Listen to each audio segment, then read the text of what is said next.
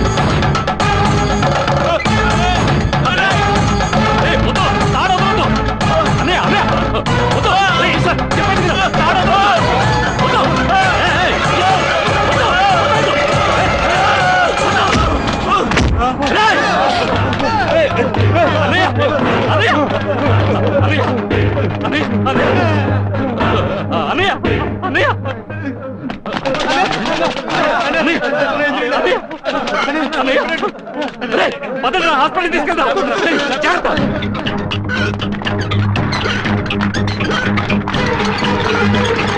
ఏంటి మేమున్నామా?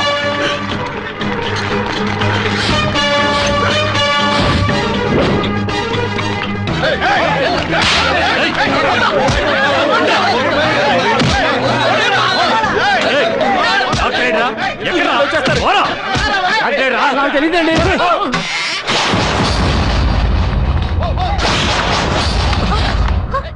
ఏంటి బొట్టి బోర్డు మాత్రమే ఉంది? ఎక్కడే డాక్టర్ సింగమలై? టైం ఏంటి, ఇప్పుడు వచ్చేస్తారు. అడు చూడు. వెంటనే ఆ డాక్టర్ని రమ్మని చెప్పు, లేదా నువ్వు ఇక్కడే చేస్తావు. ఫోన్ చేయవే. చేస్తాను ఫోన్ చేయి. చేస్తాను. నడక విజయ పౌరుషమే వీర జయం పదరా ఓయ్ పదరా మనమే యువ సైనికులం ఎదురొస్తే సంహారం కదరా ఓయ్ కదరా డబ్బులున్న మగాడెవడురా మన నమ్మకానికి ఎన్ని సాగేరా ఈ డబ్బులున్న మగాడెవడు. ఏంటి ఇక్కడ ఫోన్ చేస్తే వాడు ఎవరి చేతిలో పాట వస్తోంది? ఆయనకి ఫోన్ చేస్తే ఆయన ఫోన్ లో కాక నీ ఫోన్ పాట వస్తుందా? రేయ్ వాడిని ఇటు తిప్పరా.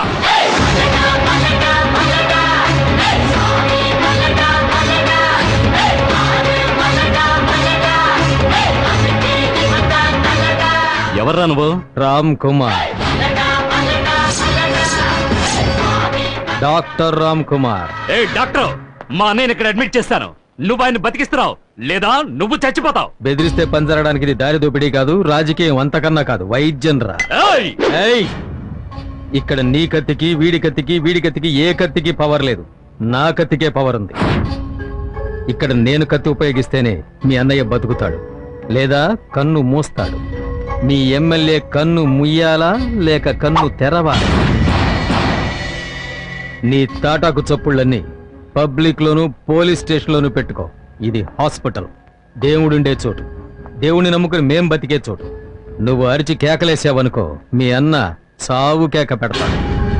అందరూ దూరంగా నుంచోండి, నేను నా డ్యూటీ చేయాలి. హలో, మా అన్నయ్య బతికి తీరాలి. ట్రీట్మెంటే నా చేతుల్లో ఉంది, ముగింపు ఆయన చేతుల్లో ఉంది. ఏయ్, మరి నీ చేతిలో ఏముందయ్యా? ఏయ్!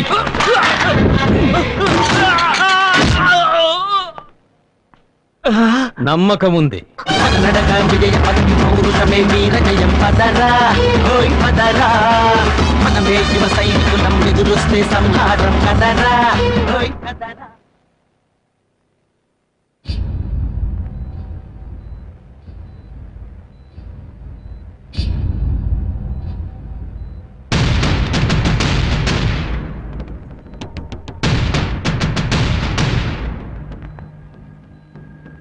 ఏరా వాణ్ణి చంపేశారా? లేదన్నయ్యా.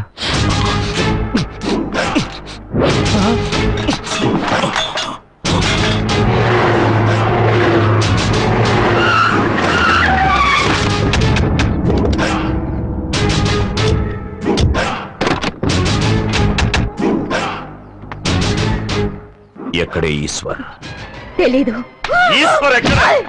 మర్యాదగా చెప్పు, వాడు ఎక్కడున్నాడు చెప్పు. చెప్పరా, చెప్పు. వాడు ఎక్కడున్నాడు? చెప్పలేదు నీ ప్రాణం తీస్తా. ఏయ్! చెప్పవే, ఎక్కడే వాడు? చెప్పు. చెప్పరా, చెప్పు. ఎక్కడికి వెళ్ళాడు ఈశ్వర్? ఈ ఊరు వదిలే పారిపోయాడా? చెప్పరా. ఎక్కడే? ఆ? ఆయన ఊళ్ళో లేరు. ఏయ్! కోపం వస్తే కుళ్ళబుడిచేవాణ్ణి, ఇప్పుడు దెబ్బ తినున్నాను. వాడెక్కడున్నా ప్రాణాలతో వదలనే.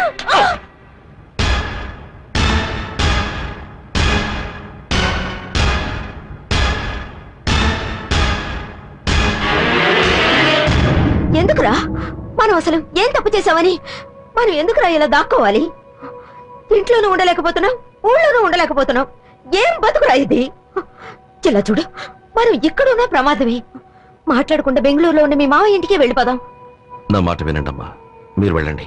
ఒరే, కళ్ళ ముందు భర్త చావును చూసిందాన్ని నేను ఆయనతో కలిసి జీవించింది కూడా గుర్తులేదు. ఈనాటికి ఆయన చావే నా కళ్ళ ముందు కదలాడుతోంది.